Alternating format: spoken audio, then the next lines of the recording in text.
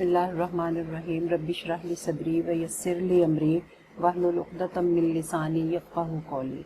अज़ीज़ तलबा, आज हमारा दूसरा लेक्चर है जो कि मनाक़िब उमर बिन अब्दुल अज़ीज़ के बारे में है और आज इंशाअल्लाह हम इसको मुकम्मल कर लेंगे।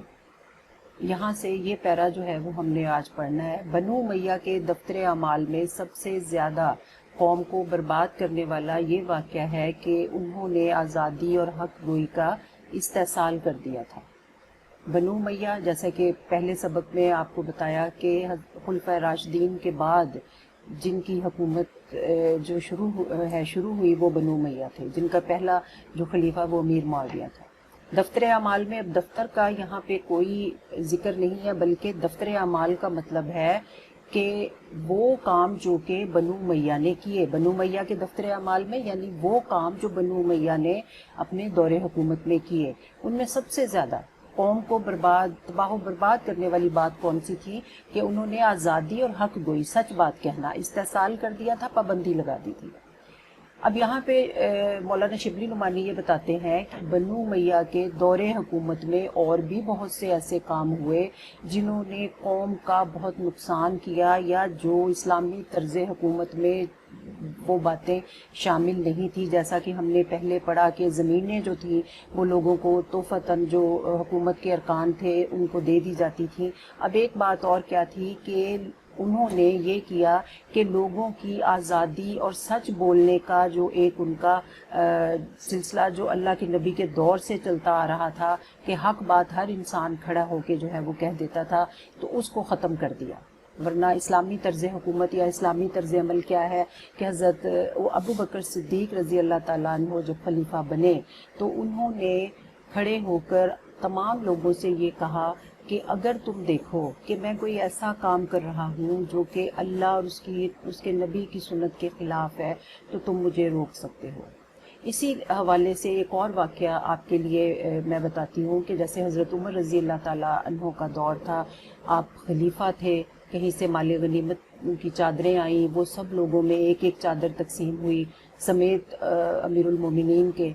लेकिन हज़रत उमर का लिबास देख के एक शख्स ने खड़े होकर ये कहा कि अमीरुल मोमिनीन, आपका लिबास तो दो चादरों के सिवा नहीं बन सकता। चूँकि हज़रत उमर रज़ी अल्लाह ताला अन्हु लंबे कद के थे तो आपके पास दूसरी चादर कहाँ से आई? तो हज़रत उमर रज़ी अल्लाह ताला अन्हु ने अपने बेटे हज़रत अब्दुल्ला बिन उमर की तरफ देखा और फरमाया कि ये मेरा जवाब देंगे। तो हज़रत अब्दुल्ला ने खड़े होकर ये जवाब दिया कि मैंने अपने हिस्से की चादर अपने बाबा को दे दी तो उनका लिबास बन गया। यानी इस्लामी तर्ज हुकूमत में तो ये तरीका है। लेकिन बनु उमय्या ने ये काम, ये आज़ादी ख़त्म कर दी। अब्दुल मलिक ने तख्त पर बैठकर हुक्म दिया था कि कोई शख्स मेरी किसी बात पर रोक टोक ना करने पाए और जो शख्स ऐसा करेगा सज़ा पाएगा। अब्दुल मलिक जैसे ही तख्त पे बैठा उसने ये कहा कि कोई भी शख्स मुझे किसी बात पे रोके ना, तनकीद ना करे, और जो करेगा ऐसा उसको सज़ा दी जाएगी। अगरचे इस पर भी आज़ादी पसंद अरब की ज़बानें बंद ना हुई। अरब जो कि एक आज़ादी पसंद कौम है, इसके बावजूद वो लोग कुछ ना कुछ कहते रहे जो बात उनको बुरी लगती थी, जो इस्लामी तर्ज हुकूमत के ख़िलाफ़ थी, उसके बावजूद वो कुछ ना कुछ कहते रहे। ताहम बहुत कुछ फ़र्क आ गया था, लेकिन इसके बावजूद बहुत से लोग जो थे वो डर गए थे। सज़ा के खौफ से उन्होंने अपनी ज़बानें बंद कर ली थी। अब ज़बान में बंद ना हुई, ज़बान बंद होना मुहावरा है, ठीक है। ये जो मुहावरे में असल में जो ज़ाहिर उसके मतलब मानी होते हैं वो मानी मुराद नहीं ली जाती। ज़बान बंद होना तो वैसे एक मेडिकली भी है, लेकिन ज़बान बंद ना होना इसका मतलब यह है कि वो खामोश नहीं हुए थे। उमर बिन अब्दुल अजीज़ ने इस बिद्दत को बिल्कुल मिटा दिया। बिद्दत ऐसी चीज़, ऐसा रिवाज, ऐसी रस्म जिसका दीन में कोई जिक्र ना हो। तो हज़रत उमर बिन अब्दुल अजीज़ ने, चूँकि ये बिद्दत थी, ना अल्लाह के नबी के दौर में ये बात पाई जाती थी, ना खुलफाए राशिदीन के दौर में इस चीज़ का कोई जिक्र मिलता था, इसलिए उन्होंने इसको ख़त्म कर दिया। और उन्होंने इसके लिए क्या किया कि दो निहायत मुतदय्यन, दीनदार और रास्तबाज, सच बोलने वाले, मुतदय्यन, दीनदार और रास्तबाज, सच बोलने वाले शख्स इस काम पर मुकर्रर किए। इस काम पर उन्होंने उनको अपने पास रखा कि अदालत के वक्त उनके पास मौजूद रहें और उनसे जो गलती सरजद हो फ़ौरन टोक दें, कि जो भी गलत बात उनको महसूस हो शरई लिहाज से, दीन के लिहाज से, वो फ़ौरन उनको वहाँ पे टोक दे। गलती सरजद होना, गलती होना, टोक देना, रोक देना, कि अगर वो महसूस करें کہ جو ہے وہ کوئی غلط بات کر رہے ہیں یا ایسا کام ہے جو کہ دین کے لحاظ سے ٹھیک نہیں ہے تو وہ انہیں ٹوک دیں۔ اب متدین اور راست باز دونوں خوبیاں ایک شخص میں ہونا لازمی کہ صرف دیندار ہی نہ ہو بلکہ سچ بولنے والا بھی ہو۔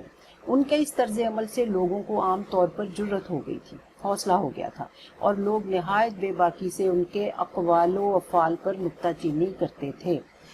اب عمر بن عبدالعزیز نے جب یہ طریقہ اپنایا تو ان کے اس رویے سے، طرز عمل سے، رویے سے لوگوں کو حوصلہ ہو گیا کہ اب جو ہے وہ کسی بھی بات پہ نکتہ چینی کر سکتے ہیں، بے باکی سے، بغیر ڈرے۔ اقوال، قول کی جمع، قول بات، افعال فعل کی جمع، فعل کا مطلب کام، کوئی بھی بات، کوئی بھی کام جو انہیں نامناسب معلوم ہوتا اس پہ وہ تنقید کرتے، نکتہ چینی کرتے، تنقید کرتے، روک ٹوک کرتے تھے۔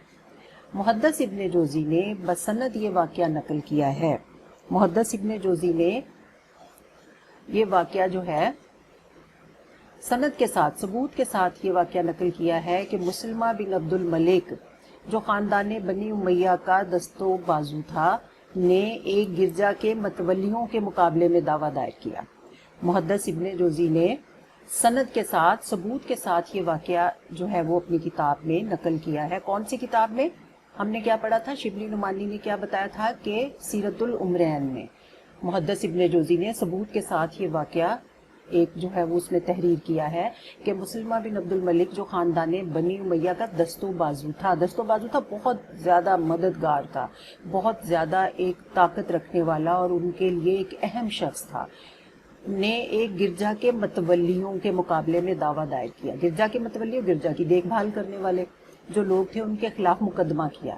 فریق مقدمہ جو عیسائی تھے اجلاس میں حسب قاعدہ دستور کے مطابق کھڑے تھے، لیکن مسلمہ کو چونکہ خاندانی زوم تھا اس لیے بیٹھ کر گفتگو کرتا تھا کہ مقدمہ جن لوگوں کا تھا، فریق مقدمہ، مقدمے کا جو دوسرا گروہ تھا وہ عیسائی تھے، تو اجلاس میں جو قانون کے مطابق ایک اصول تھا وہ یہ تھا کہ کھڑے ہو کے جو ہے وہ مقدمے کی پیروی کی جائے، لیکن مسلمہ کو خاندانی زوم تھا، غرور تھا، اس کو یہ تھا کہ میں اعلیٰ خاندان سے تعلق رکھتا ہوں اس لیے بیٹھ کے بات کر رہا تھا۔ عمر بن عبدالعزیز نے کہا تمہارا، یہ دیکھیں اب یہاں پہ سکتہ آیا ہے کہ تمہارا فریق مقدمہ کھڑا ہے اس لیے تم بیٹھ نہیں سکتے، تم بھی اس کے برابر کھڑے ہو جاؤ یا کسی اور کو مقرر کرو جو تمہاری طرف سے مقدمے کی پیروی کرے، فل سٹاپ۔ عمر بن عبدالعزیز نے مسلمہ کو یہ کہا کہ تمہارا جو مقدمے کا دوسرا گروہ ہے، دوسرا تمہارا فریق ہے، وہ تو کھڑا ہے، اصول یہی ہے کہ کھڑے ہو کے بات کی جائے گی، لیکن آپ بیٹھ کے بات کر رہے ہو اس لیے آپ مت بیٹھیں، اور جو بھی یا تو تم اس کے برابر کھڑے ہو جاؤ یا اپنی جگہ پہ کسی اور کو مقرر کرو جو تمہاری طرف سے مقدمے کی پیروی کرے۔ اگر آپ کو اس کے برابر کھڑے ہونا جو ہے وہ اپنی اس میں آپ کو اپنی حد تک محسوس ہوتی ہے تو پھر کسی اور کو مقرر کر دو تاکہ وہ کھڑا ہو کے مقدمے کی پیروی کرے۔ مقدمے کا فیصلہ بھی مسلمان کے خلاف کیا، یعنی زمین متنازع گرجا کے متولیوں کو دلا دی۔ زمین متنازع وہ زمین جس کا جھگڑا تھا وہ گرجا کے جو متولی تھے ان کو دلا دی، فیصلہ بھی جو ہے وہ ان کے حق میں کیا۔ اب یہ بھی اسلام کا صحیح طرز عمل ہے۔ آپ صلی اللہ علیہ وآلہ وسلم کے دور میں اگر کوئی غیر مسلم بھی اپنا مقدمہ لے کے آتا تھا تو آپ صلی اللہ علیہ وآلہ وسلم ان کے حق میں اگر فیصلہ ہوتا تھا اور مسلمان کے خلاف ہوتا تھا تو آپ وہی فیصلہ دیتے، اور یہ نہیں سوچتے تھے کہ چونکہ یہ مسلمان ہے اس لیے جو ہے وہ میں اس کے خلاف فیصلہ کر دوں اور مسلمان کے حق میں کر دوں۔ اس لیے یہ بالکل اسلام کا ہی طرز عمل ہے جو کہ حضرت عمر رضی اللہ تعالیٰ عنہ نے بھی اپنے دور میں جو ہے عدل و انصاف کیا، اور حضرت عمر بن عبدالعزیز نے بھی، اسی لیے ان کو عمر ثانی کہا جاتا ہے۔ عمر بن عبدالعزیز اکثر عیسائیوں اور یہودیوں کے ہاں مہمان ہوتے تھے لیکن ان کے کھانے کی قیمت دے دیا کرتے تھے۔ عمر بن عبدالعزیز اکثر جو ہے عیسائیوں اور یہودیوں کے ہاں مہمان بن کے جایا کرتے تھے، لیکن یہ کہ ایسا نہیں تھا کہ وہ یہ سوچتے تھے کہ چونکہ وہ خلیفہ ہیں اس لیے جہاں پہ بھی جائیں بغیر قیمت ادا کیے وہ کھانا کھا سکتے ہیں۔ انہوں نے قیمت ادا کرتے تھے اور پھر کھانا کھاتے تھے۔ وفات کے وقت اپنے مقبرے کے لیے جو زمین پسند کی وہ ایک عیسائی کی تھی، اپنے قبر کے لیے جو بھی زمین انہوں نے پسند کی وہ ایک کرسچن کی، عیسائی کی ملکیت تھی، اس کو بلا کر خریدنا چاہا۔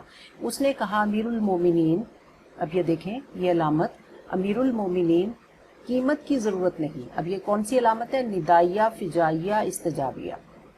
امیر المومنین مخاطب کرنے کے بعد آتی ہے یہ، قیمت کی ضرورت نہیں ہمارے لیے، تو یہ امر، یہ بات برکت کا باعث ہوگی کہ ہمارے لیے تو یہ بات ہی بہت برکت والی ہے کہ امیر المومنین جو ہے وہ ہماری زمین جو ہے وہ اپنی قبر کے لیے پسند کر رہے ہیں، لیکن انہوں نے نہ مانا اور 30 دینار دے کر وہ زمین خرید لی۔ 30 دینار، اب آبجیکٹو کے لحاظ سے آپ نے یہ 30 دینار جو ہے وہ اس کو ذہن میں رکھنا ہے، اس کو انڈر لائن کرنا اپنی کتاب پہ کہ 30 دینار دے کر وہ زمین جو ہے وہ خرید لی۔ کس سے خریدی؟ عیسائی سے۔ اس چیز کو بھی جو ہے وہ آبجیکٹو کے لحاظ سے آپ لوگوں نے ذہن میں رکھنا ہے۔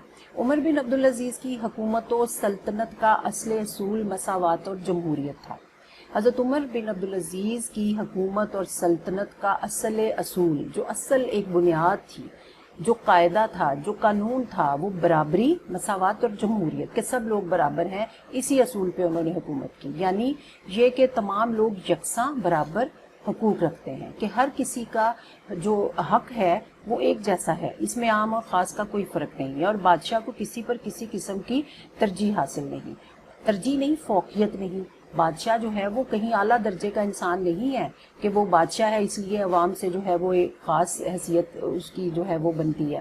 یہی اللہ کے نبی نے جو ہے وہ فرمایا کہ کسی عربی کو کسی اجمی پہ، کسی اجمی کو کسی عربی پہ، کسی کالے کو گورے پہ اور گورے کو کالے پہ ترجیح نہیں ہے۔ ترجیح صرف تقوی کی بنیاد پر، اور تقوی کسی انسان کے پاس کتنا ہے وہ اللہ کے سوا کوئی نہیں جانتا۔ صرف ملکی امور میں نہیں، امور امر کی جمع، صرف ملکی کاموں میں نہیں بلکہ معاشرت اور ذاتی زندگی میں بھی عمر بن عبدالعزیز اس کا لحاظ رکھتے تھے، کہ صرف حکومت کے معاملات میں ہی وہ برابری کا خیال نہیں رکھتے تھے، بلکہ عام طور پہ جو زندگی، ذاتی زندگی تھی ان کی، یا معاشرے میں جو لوگوں سے میل جول رکھتے تھے، اس کا بھی عمر بن عبدالعزیز اس میں خیال رکھتے تھے، لحاظ رکھتے تھے، اس چیز کا خیال رکھتے تھے۔ ان کے کھانے کا یہ طریقہ تھا کہ عام مسلمانوں کے لیے جو لنگر خانہ تھا، کہ جہاں سے عام مسلمان جو ہے وہ کھانا کھاتے، اس میں 1 درہم روز بھیج دیا کرتے تھے، اور وہیں جا کر عام مسلمانوں کے ساتھ کھانا کھا لیتے تھے۔ یعنی عام مسلمان، آج ہمارا کوئی بھی حکمران اس بات کا تصور ہی نہیں کر سکتا کہ جہاں سے عام لوگ کھانا کھاتے ہیں وہاں پہ جا کے وہ کھانا کھا لیں۔ تو 1 درہم جو ہے وہ روز وہاں پہ بھیج دیا کرتے، یعنی ادائیگی بھی کرتے اور عام مسلمانوں کے ساتھ کھانا کھاتے تھے۔ ایک دفعہ رات کے وقت مسجد میں گئے، ایک شخص مسجد کے صحن میں لیٹا ہوا تھا۔ ایک دفعہ رات کے وقت عمر بن عبدالعزیز مسجد میں گئے تو ایک شخص جو ہے وہ وہاں صحن میں سویا ہوا تھا۔ اتفاق سے عمر بن عبدالعزیز کے پاؤں کی ٹھوکر اس کو لگی۔ اندھیرا تھا تو ان کو نہیں پتا چلا کہ یہاں پہ کوئی لیٹا ہوا ہے، تو جب حضرت عمر بن عبدالعزیز کے پاؤں کی ٹھوکر اس کو لگی، اس نے جھلا کر کہا، غصے میں کہا، کیا تو پاگل ہے؟ آگے دیکھیں کوسچن مارک ہے، سوالیہ نشان ہے۔ عمر بن عبدالعزیز نے کہا کہ نہیں۔ پولیس کے آدمی موجود تھے، انہوں نے اس شخص کو گستاخی کی سزا دینی چاہیے، کیونکہ بنو امیہ کا جو پچھلا ایک رویہ تھا وہ اسی چیز کا متقاضی تھا کہ وہ اس کو سزا دیتے، تو اس شخص کو انہوں نے سزا، گستاخی، غلطی کی سزا دینی چاہیے۔ تو عمر بن عبدالعزیز نے کہا کہ کیوں، اس نے کیا گناہ کیا ہے؟ اس نے تو صرف استفسار کیا تھا۔ استفسار کا مطلب ہے پوچھا تھا، کیا تم پاگل ہو؟ کہ تم پاگل تو نہیں ہو؟ میں نے کہہ دیا نہیں، تو اس میں اس کی کوئی غلطی نہیں ہے اور کوئی اس کو سزا کی ضرورت نہیں ہے۔ عمر بن عبدالعزیز جب مرنے لگے تو مسلمہ بن عبد الملک نے کہا کہ وصیت کر جائیے۔ اب یہاں پہ حضرت عمر بن عبدالعزیز کی وفات کا جو ہے وہ واقعہ بیان کیا جا رہا ہے کہ جب ان کی وفات کا وقت آیا تو مسلمہ بن عبد الملک نے کہا کہ وصیت کر جائیے۔ وصیت مرتے وقت یا مرنے سے پہلے جو انسان اپنے جائیداد، ورثہ، اس کا جو بھی اس کی پراپرٹی ہوتی ہے اس کے بارے میں کرتا ہے۔ کہا میرے پاس کیا ہے جس کی وصیت کروں؟ عمر بن عبدالعزیز نے کہا کہ میرے پاس تو ایسا کچھ نہیں جس کی وصیت کر کے جاؤں۔ مسلمہ نے کہا میں ابھی 1,00,000 دینار بھیجے دیتا ہوں، جس کو چاہیں اس میں سے وصیت کیجیے۔ مسلمہ نے کہا کہ میں آپ کو 1,00,000 دینار بھیج دیتا ہوں، اس میں سے وصیت کر دیجیے۔ اب یہاں پہ آبجیکٹو آپ نے دھیان میں رکھنا، اتنے سے پیرے میں آخر تک سبق کے بہت سے آبجیکٹیوز ہیں کہ کتنے اس نے کہا مسلمہ نے 1,00,000 دینار، جس کو چاہیں اس میں سے وصیت کیجیے۔ فرمایا، اب عمر بن عبدالعزیز نے فرمایا کہ اس سے تو یہ بہتر ہے کہ یہ رقم جن لوگوں سے وصول کی ہے ان کو واپس دے دو، یعنی جن لوگوں سے وصول کیا، یہ عوام سے وصول کی گئی ہے، یہ ان لوگوں سے لیا گیا وہ ٹیکس ہے یا بیت المال کا جو ہے یہ رقم ہے، یہ ان لوگوں کو ہی دے دی جائے، مجھے دینے کا اس کو کوئی فائدہ نہیں ہے۔ مسلمہ یہ سن کر بے اختیار رو پڑے، ان کی اس بات پہ وہ بے اختیار، ان کو اپنے آپ پہ اختیار نہیں رہا اور وہ رونے لگ گئے۔ اس سلسلے میں یہ امر بیان کرنے کے قابل ہے کہ یہ بات قابل ذکر ہے کہ خلفائے بنی امیہ کی دولت مندی کا یہ حال تھا کہ جب ہشام بن عبد الملک نے وفات پائی تو اس کے ترکے میں جو وراثت وہ چھوڑ کے گیا، اس میں سے صرف اولاد ذکور بیٹے، صرف بیٹے، ان کو جس قدر نقدی رقم وراثت میں ملی اس کی تعداد 1,10,00,000 دینار تھی۔ یعنی ہشام بن عبد الملک نے جب وفات پائی تو صرف ان کے بیٹوں کو ان کی وراثت میں سے جتنی رقم ملی اس کی تعداد 1,10,00,000 دینار تھی، اور بیٹیوں کو اس کے علاوہ باقی جو ورثہ تھے وہ اس کے علاوہ، تو کتنا جو ہے وہ مال و دولت وہ چھوڑ کے گئے تھے۔ لیکن عمر بن عبدالعزیز نے جب وفات پائی تو کل 17 دینار چھوڑے۔ آبجیکٹیو کے لحاظ سے بہت اہم ہے کہ عمر بن عبدالعزیز کی جب وفات ہوئی تو 17 دینار ان کی وراثت میں تھے، جن میں سے تجہیز و تکفین کے مصارف ادا کرنے کے بعد 10 دینار بچے جو ورثہ پر تقسیم ہوئے۔ تجہیز و تکفین کفن دفن کا، مصارف خرچہ، کفن دفن کا خرچہ ادا کرنے کے بعد 17 دینار میں سے 10 دینار بچے۔ اب آپ کو یہ مختلف طرح سے آبجیکٹیو پوچھا جا سکتا ہے کہ عمر بن عبدالعزیز نے کتنے دینار چھوڑے؟ 17۔ ایک صورت یہ ہے کہ تجہیز و تکفین پہ کتنا خرچ ہوا؟ 7 دینار۔ باقی کتنے بچے؟ 10 دینار۔ اب 10 دینار جو تھے وہ ورثہ پہ، جو ان کے وارث تھے، ان پہ تقسیم ہوئی۔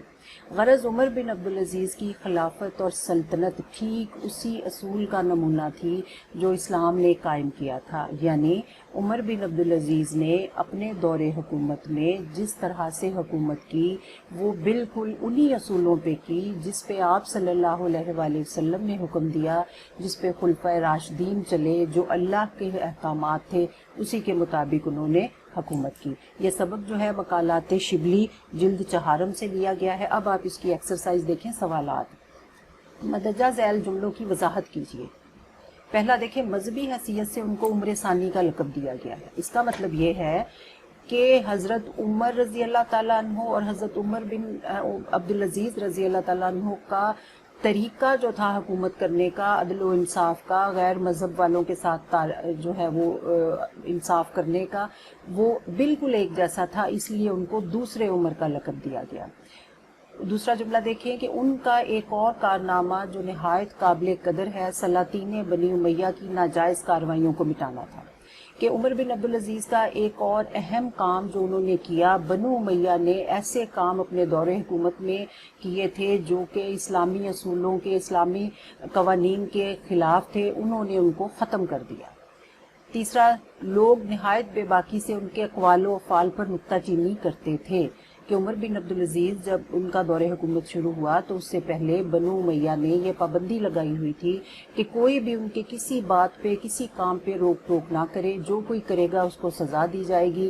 لیکن عمر بن عبدالعزیز نے آ کے اس پابندی کو ختم کر دیا، اور اسی وجہ سے جو لوگ تھے وہ ان کی باتوں پہ، ان کے کاموں پہ بغیر خوف کے، بغیر ڈرے ہوئے نکتہ چینی کر سکتے تھے، تنقید کر سکتے تھے۔ عمر بن عبدالعزیز کی حکومت و سلطنت کا اصل اصول مساوات اور جمہوریت تھا، کہ عمر بن عبدالعزیز نے جس طرح جس اصول کو بنیاد بنا کے حکومت کی، اس کا مطلب یہ تھا کہ عوام اور خاص، بادشاہ اور عام لوگ برابر ہیں، اور اسی اصول پہ انہوں نے سب لوگوں کے ساتھ مساوی سلوک کیا۔ دوسرا سوال آپ دیکھیں، درج ذیل محاورات کو اپنے جملوں میں استعمال کیجیے۔ خدا لگتی کہنا، حق بات کہنا، ہمیں ہمیشہ خدا لگتی بات کہنا چاہیے یا خدا لگتی کہنا چاہیے۔ دستبردار ہونا، دستبردار ہونا۔ سب سے پہلے عمر بن عبدالعزیز اپنی جاگیروں سے دستبردار ہوئے۔ روک ٹوک کرنا، عمر بن عبدالعزیز نے لوگوں کو روک ٹوک کرنے کی اجازت دے دی، یا اپنے کاموں پہ روک ٹوک کرنے کی، یا اپنے افعال و اقوال پہ روک ٹوک کرنے کی اجازت دے دی۔ زبان بند ہونا، بنو امیہ کی پابندی کے باوجود آزادی پسند عربوں کی زبان بند نہیں ہوئی۔ نکتہ چینی کرنا، عام لوگ حکومت کے غلط کاموں پہ نکتہ چینی کر سکتے ہیں۔ دست و بازو ہونا، مسلمہ بن عبد الملک بنو امیہ کا دست و بازو تھا۔ سبق میں سے اگر آپ جملے دیکھ لیں گے تو وہ آسانی سے بن جائیں گے۔ اب دیکھیں، سبق کے حوالے سے درست لفظ کی مدد سے خالی جگہ پر کیجیے۔ عمر بن عبدالعزیز مذہب کی مجسم تصویر تھے۔ دو نہایت متدین اور راست باز شخص اس کام پر مقرر کیے۔ امیر المومنین میں خدا کی تحریر قرآن مجید کے مطابق فیصلہ چاہتا ہوں۔ عمر بن عبدالعزیز نے جب وفات پائی تو کل 17 دینار چھوڑے۔ عمر بن عبدالعزیز نے کہا میں قیامت کے سوا اور کسی دن سے نہیں ڈرتا۔ اب یہ ایکسرسائز بھی مکمل ہو گئی، اور سیاق و سباق کے حوالے سے تشریح، سیاق و سباق کا میں نے آپ کو جو پہلے بتایا تھا کہ تشریح کا 15 نمبر کا جو سوال ہے وہ سبق میں سے آتا ہے، تو وہ جو ہے وہ کسی اور لیکچر میں آپ کو میں اس کا جو ہے وہ طریقہ بتاؤں گی انشاءاللہ۔ اب اس مکمل جو آج یہ سبق ہو گیا، اس کی ایکسرسائز بھی ہو گئی، اس کو آپ نے اچھے طریقے سے جو ہے وہ ایک ساتھ ساتھ پڑھ کے اس کے معنی، اس کی ریڈنگ، اس کی تشریح، یہ سب کچھ جو ہے وہ اچھے طریقے سے آپ نے اس کو کرنا ہے۔ انشاءاللہ اگلا لیسن ہم اگلے لیکچر میں پڑھیں گے۔